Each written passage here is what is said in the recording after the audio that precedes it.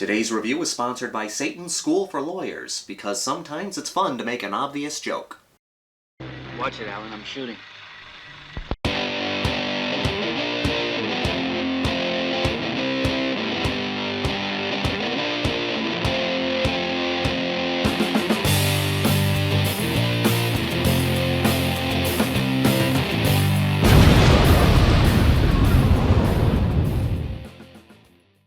Opera. Oh! Come on, let's go.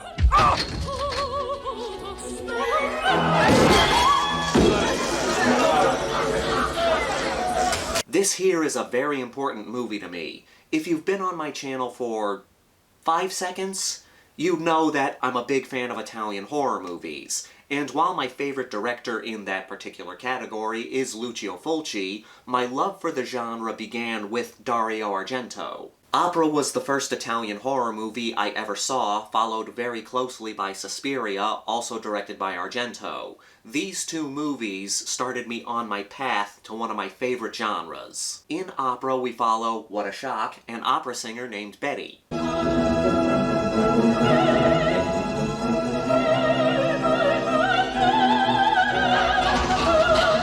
She was the understudy for a production of Verdi's Macbeth. Luckily for her, though, the starring singer got run over by a car, thus resulting in our understudy becoming the star singer of the opera. Not so lucky for her, she becomes the target of a sadistic stalker who's out to kill everyone around her so that he can have her for himself.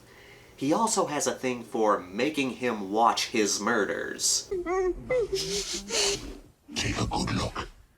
If you try to close your eyes, you'll tear them apart. So you'll just have to watch everything. Oh, we're gonna get into that. Dario Argento had a knack for Giallo movies, and he continued making them well after the popularity of the genre had died down. In the early 1970s, Giallo cinema exploded.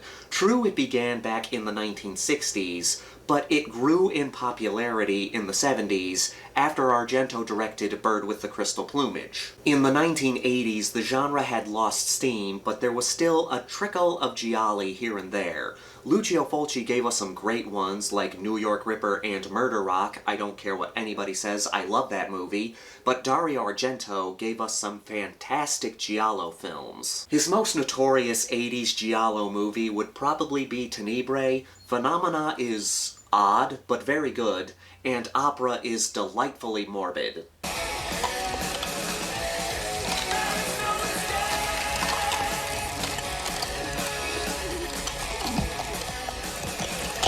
There's that typical weirdness that you expect in Argento flicks. The film has a thing for ravens, and they play a bigger role later on in the film.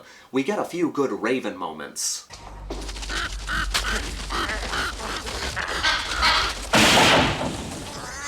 I happen to like ravens and crows, so when they appear in a movie, I'm not gonna complain. Pissed off bird seems to be a reoccurring theme in Italian horror movies. We get them in Manhattan Baby, we get them in Zombie 5: The Killing Birds, we get them in Beaks.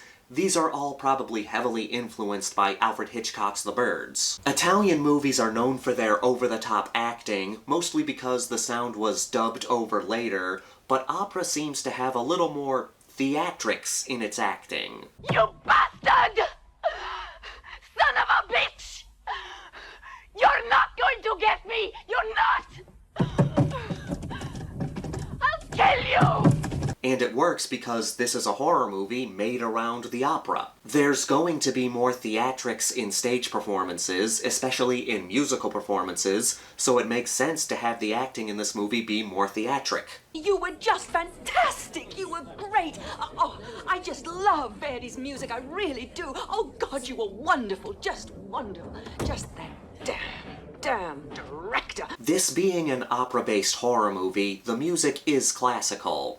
And that does fit the tone, but every now and again the movie takes you off guard with some rock and roll. It's such a jarring change that it throws you off, and I like that. It keeps the audience on edge. The rock music comes into play during some of the death scenes, and it's a good way to pump more energy into the kills. It really does work well. You have these opera performances with classical music. That classical music follows you throughout the film, and then bam, we're given rock music and stabbings.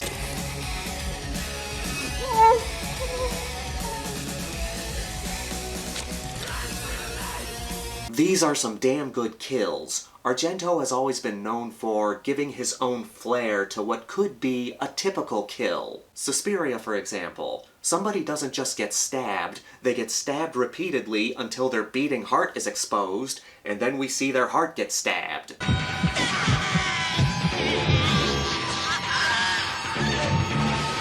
In Tenebrae, an arm doesn't just get cut off, it gets cut off, and then the spraying blood just paints the walls.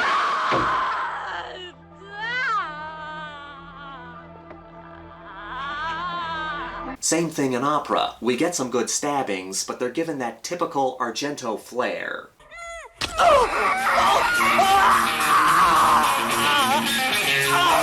The main thing that helps this movie stand out is how the killer forces Betty to watch his murders. Many, many years ago when I first found this movie in Borders books, are any of those around anymore? Anyway, it was the cover that got my attention. This was the image that caught my eye. When you mix needles and eyes together, people are gonna squirm.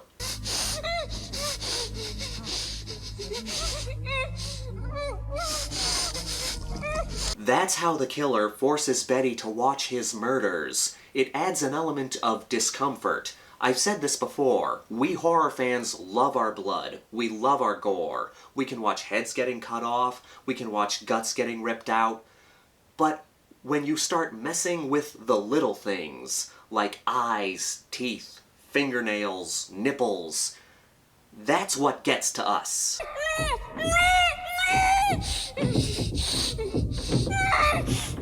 I guarantee you, you can have the biggest gorehound in the world. The minute you show him fingernails getting peeled off, or sharp shit going into the eyes, he's just gonna go, ugh. Betty has these needles taped under her eyes. If she closes them, she's going to rip apart her eyes or her eyelids. And she has them on for a long fucking time. I timed each scene, and for one of them, she has those needles on for about 5 minutes. Can you imagine not blinking for that long?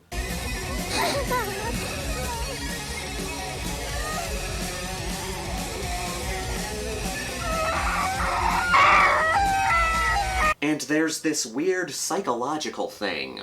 Once you're told not to blink, you instantly have the urge to blink. I can prove that right now. All of you watching this video, try not to blink for the rest of this video. And I mean don't blink until you see the end screen. I guarantee the majority of you won't be able to do it. There might be a few overachievers out there. There's an extra addition of blood dripping down the needles that makes these scenes so effective.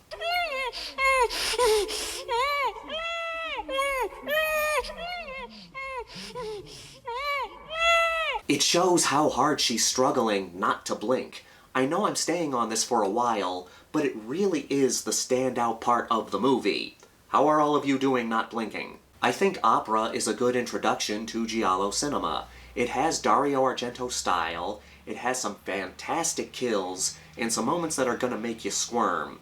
There are a few moments that are odd, but that's to be expected in an Argento flick. Even though I am more of a Fulci fan, Argento is a good gateway director into Italian horror. And with that, let's get to the Grindhouse rankings. Hold off on blinking. We've got a body count of 7. The kills mostly consist of stabbings, but there is a strangulation and a gunshot. Plus, all the stabbings are given that Argento flair, so they stand out. It reaches the Giallo requirements with gloved hands, violent kills, red herrings, and unfamiliar locations. The needle scenes are so squirm-inducing. Watching Betty struggle to not blink is what you will remember about this movie. Still not blinking, everyone? There's good atmosphere. The opera aesthetic gives this movie a unique feel.